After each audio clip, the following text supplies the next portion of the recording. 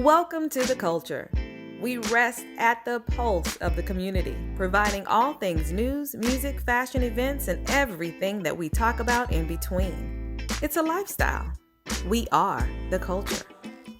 Hi, and thank you for joining us for another edition of The Culture. I'm your host, Jessica Garrett-Motkin. So happy to be here with you. And joining us today is friend to the show, Dr. Steve Gallen. A lot of excitement, a lot of anticipation, but a lot of enthusiasm to sit with you once again to discuss critical issues relative to our community, but equally important, if not more important, relative to our children, which represents our future. Hope you had a great weekend. Yeah, I did. It was great. It was great. It seemed very funny to me that a lot of local things hit the national stage since the last time we talked. But even before we move there, I want to talk to you about a number of questions that I received from parents and the teachers. So the first question I'm going to take is from Valerie Crawford. She said, what impact will these parental choices have on teachers and how they teach? And will these models place additional responsibility and increase teachers' workloads? Absolutely not. Obviously, teachers are subject to collective bargaining. All of our models must include the input and the support of the teachers' union, so we cannot go out of the parameters of what teachers are required to do without consulting with them. Obviously, the delivery models, whether you're in school or out of school, still will require a certain amount of time, a certain amount of responsibilities for lesson planning, delivery of instruction, but it does not go outside of the scope of what a teacher's responsibility and duty is. So if it's pedagogy will still have to be delivered, whether it's virtual, whether it's in school, but it's not going to change the dynamic and the obligation of the teachers. But we have to keep in mind the safety and security and the health of our teachers as well as we make and contemplate these decisions. That is why the teachers union and their respective leadership were members of the stakeholder group in terms of formulating the plan with the three related options. And you mentioned three related options. I did get a call about this over the weekend.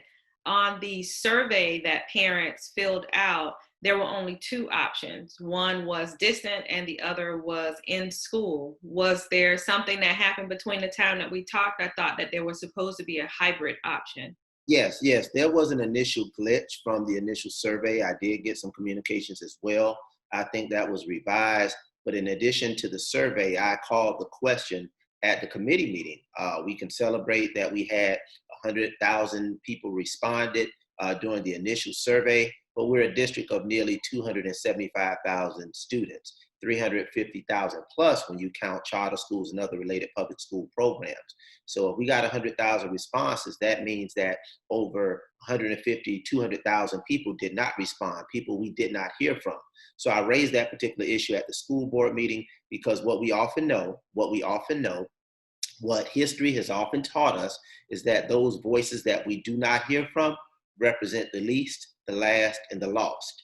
And I don't want those underserved, those underrepresented, and those undervoiced communities to not have their voices heard. Those parents need to be heard from. So I was very intentional about that. I was very deliberate about that in my communications at the board committee meeting with the superintendent. So there will be follow-up. In addition to the survey, each school is expected. The standard of expectation is not 80% response rate, 90% response rate. And I quote the superintendent in response to my question, the expectation and the goal is 100% contact and communication with every parent via survey or by direct phone. So there will be an opportunity for parents to follow up. And just a little housekeeping, the timeline was this past Friday, but it has been extended to this Wednesday as well for the response. But schools are going to communicate, and I can attest to the fact that as a parent, I've been communicated directly as well with response to the survey and the selective choices. Okay, so you may have an option to go back in and revise your selection if hybrid was the choice that you wanted to make, but it wasn't on your survey.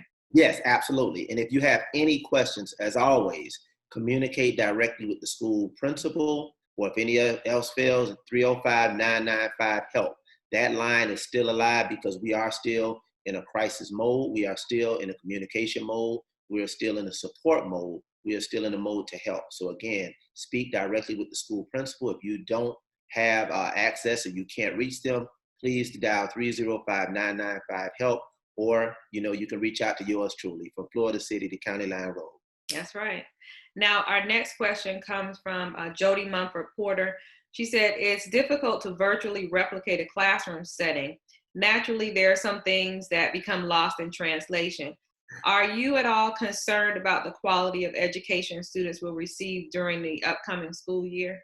Um, I could make that a yes or no answer, and the answer is emphatically yes. It is punctuated with absolutely. It is supported by evidence and research data to clearly indicate that virtual learning is not the optimal educational experience for students. So we do expect that the quality of education is going to be abated. There's no substitute. Having been a classroom teacher, having high regard for teachers and what they do from a delivery, from a pedagogical standpoint, there is no substitute for a live, living, breathing, engaging, physically present teacher. So we do anticipate and we expect that there will be some loss of learning and some loss of educational quality. But we want to ensure educational continuity. But more importantly, Jessica, we want to provide options that ensure the safety, the health, and the welfare of our children. And we want to place that decision-making authority into the hands of parents, not bureaucrats at the local level, not bureaucrats at the state level, and definitely no one at the federal level in the White House to make a decision on what parents will determine is best for their children. This is another good question, Dr. Galvin. With the impact of shifting of schedules from distance to in school, what will be the impact on school staffing? Should teachers be concerned about their jobs coming up this fall? No, not at this point. Absolutely not. Not at this point, because we still are going to have to honor those commitments based on the schedules that we have. It's going to be a logistical challenge, but our principals, our region superintendents, our deputy superintendents, definitely our superintendent, the entire team is up to the task as relates to the logistical issues, but we're not anticipating any adverse impact to our teaching force. In fact, there are some models that would suggest that we're going to need additional teachers if we start to reduce the class size. So let's take, for example, if you have a class of 30, which you should not have a class of 30, but I'm using that as a round number because we are under the class size amendment. But let's say you have a class of 30, and now if you have to reduce that class by half, a class of 30 being taught by one teacher now will be a class of 15 being taught by two teachers. So there are some nuances there that may require additional staff. And with the flexibility that we've been afforded by the state of Florida Department of Education relative to funding, we're anticipating that, and we're going to necessarily prepare for that financially. But we don't anticipate that these models are going to have an adverse impact on teaching positions, the reduction of teaching positions. So absolutely not. We're not anticipating that. Okay. You mentioned state funding. Yes. And there's been a lot of quotes coming out and tweets from the president on reducing funding. Is that at all impacting our school district? Well, right now it is a threat. I can call it a veiled threat. I've never, in my nearly over 30 years in education, I've never really reacted to the federal government's role and responsibility in education. As we know, the Constitution of the United States, something that people need to respect wholeheartedly, says that education is a state responsibility, is a state function. It says that anything that is not cited in the Constitution is left to the states. Hence, education is the responsibility of the state. Does the federal government play a role in education? Absolutely, but primarily through categorical funding, through Title I, through programs for special needs students, potentially for ELL students. So the federal government provides funding and support for categorical programs. So when you start talking about cutting funding from the federal government, once again, that is a threat to cut funding to the least, the last, and the lost. But if you're talking about on a dollar for dollar impact, you potentially are talking about out of $100, you may be talking about $5 or $10. So primarily education is funded at the local level, passed through to the state, and again, it's a state responsibility. So I'm not necessarily moved by that. I don't appreciate it as an educator, but I've never really been moved by the federal government's role in education, because I understand constitutionally they have a very small role in education operations, and they have a small role in educational funding.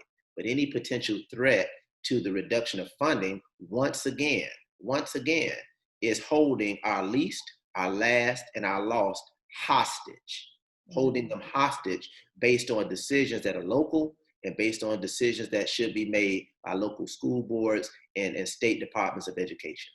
Mhm, mhm. The next question is from Benita Gordon. She said, are they also given the choices to teach? And that is in regards to the teachers having options as to whether or not they would be in the classroom or distant learning. Yeah, that is still a school site responsibility subject to collective bargaining. The principals have to make that particular decision. Obviously, if we have some employees that have some documented underlying issues that will make them more vulnerable to being in a physical setting, obviously that will be contemplated by the school principal and if need be by the district. But again, those are decisions that are going to be made at the school site level based on the person's certification, based on their request, because each and every year they have to make a request for a certain subject area. And obviously it's going to be based on the data that comes back from our students. Our students, our parents are our customers. So they're going to drive a lot of the outcome decisions that we're going to have to make. So you can't say I'm going to have 10 teachers physically in the building when the customers, the parents, the students say it's only a need for 5. 5 may be physically in the building, but 5 may need to be online virtually. And those, again, those logistical decisions are going to be made at the school site level by the principals with the supervision and support of our district staff and our superintendent with outcome expectations from the board. Okay, and so I want to just repeat that again. This is going to be a school decision as to whether or not teachers would have the option of distant learning or instruction or in-class instruction. And again, that is based upon what the decision is from the parents and students to that school site. Absolutely. And Yeah. it's similar to what I had to do as a principal for 10 years, at the elementary for 3 years, but definitely at the high school for 7 years. We have to drive our master schedule and subsequent decisions pertaining thereto based on demand. So if I have more children that need to take English 1, I'm going to have more teachers in English 1. If I don't have enough students that want to take AP trigonometry, then I can't have that many teachers teaching that course. So our students and our parents, in this particular case, from a virtual, from a physical, or from a hybrid model, they're going to drive what we need. So it's similar to that. And the master schedule is usually determined in the spring, for example, where students make course selections. So if I have 50 kids that want to take this course, and I have 5 kids that want to take this course, I'm going to have to respond to what the market forces tell me. These 50 kids are going to have a teacher to teach this course, and we're going to have to make some critical decisions regarding the 5 kids, whether it's virtual school or whether it's some kind of a blended one course elective or something else we're going to have to do. But the parents and the children, based on their selections, that's why that data is critically important, and that's why the voices of the parents, all of the parents, 100% of our parents, from Florida City to County Line Road, in every zip code, every voice is going to be critical in those decisions, and that is what our principals are going to have to logistically contend with as they do each and every year. Mm-hmm. And as it relates to the distant learning, one parent reached out and wanted to know whether or not this was going to be something where there would be instruction from bell to bell. Well, from bell to bell is a terminology that's used. Uh, it's going to be instruction that is going to encompass the full day. So unlike what we did in the ICP, 2.0, that is the instructional continuity plan that we implemented in March and what we subsequently enhanced thereafter, the state funding requirements are going to require that our students have the full menu of contact hours, whether it's virtual or whether it's physical. So it can't be a 1 hour a day, a 2 hour a day. There's going to have to be seat time requirements that we're going to have to meet. And those seat time requirements are going to have to be reconciled with obviously collective bargaining expectations for what constitutes a full working day for a teacher. So there are minimum hours that a teacher must work to be considered present for the full day. And all of those things have to be contemplated, but more importantly, reconciled.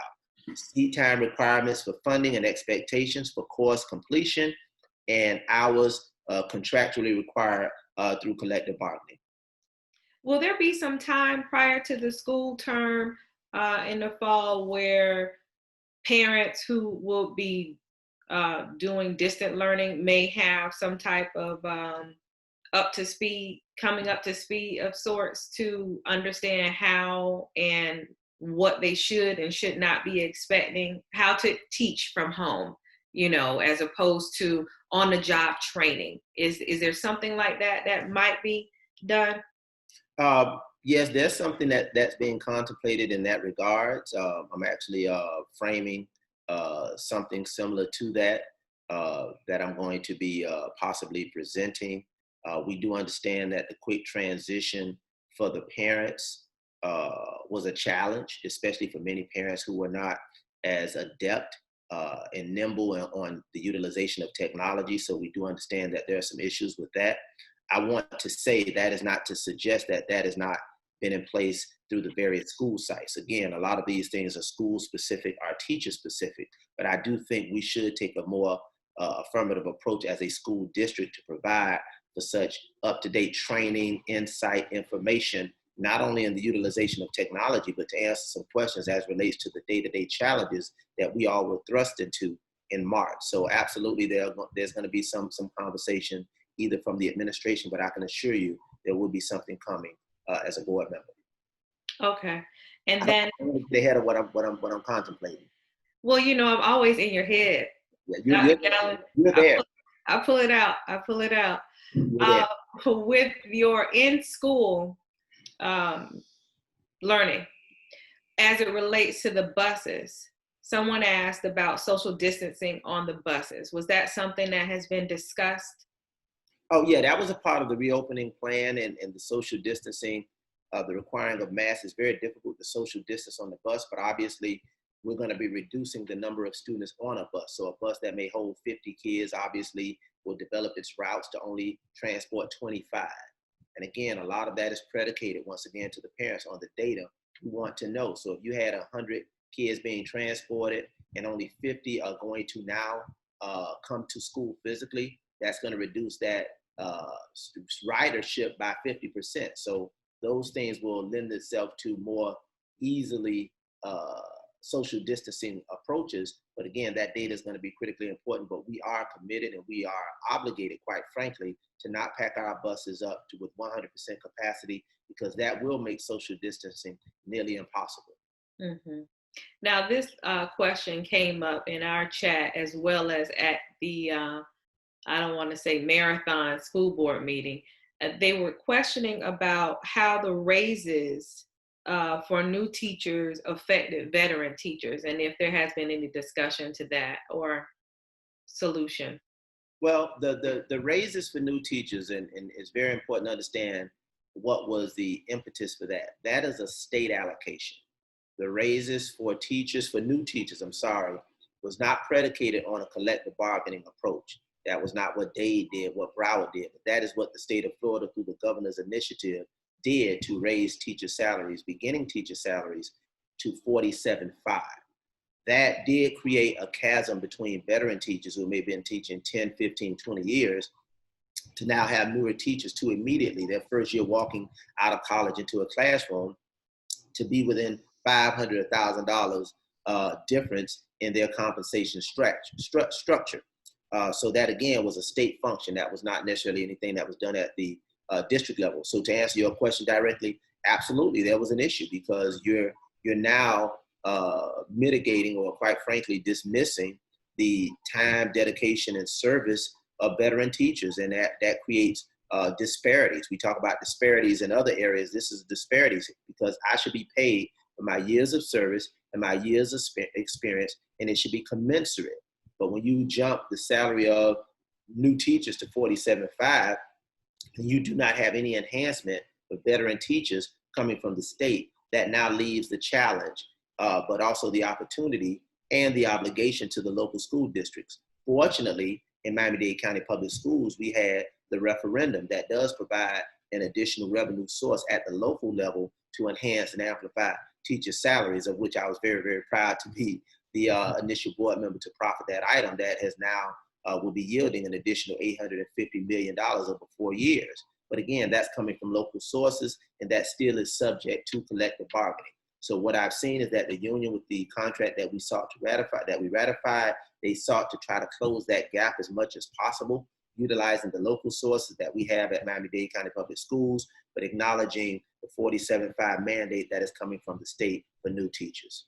Okay. For a district that does not have the capacity to utilize local sources, that will continue to widen that discomfort, and widening that perception of disrespect for long-term service of veteran teachers. That's going to continue to widen that gap, and it's left to the local districts to close it. Although it was a nimble effort, I think it should not have been an either or. It should have been a both and. We want to increase beginning teacher salaries, and we want to honor the service, the dedication of those teachers who have faithfully served our children for decades at a time. So it should not have been an either or. We don't want to pit one group of teachers against the other, but the current structure that came from the state did that. Actually, that's what it did. And does that mean that it's just a moot point? It's not anything that the state can go back in and try to rectify, or try to, and I don't mean, when I say rectify, I don't mean to change the starting salary, but to try to assist the local district? Well, they would not necessarily assist the local district. They could establish a new categorical for veteran teachers.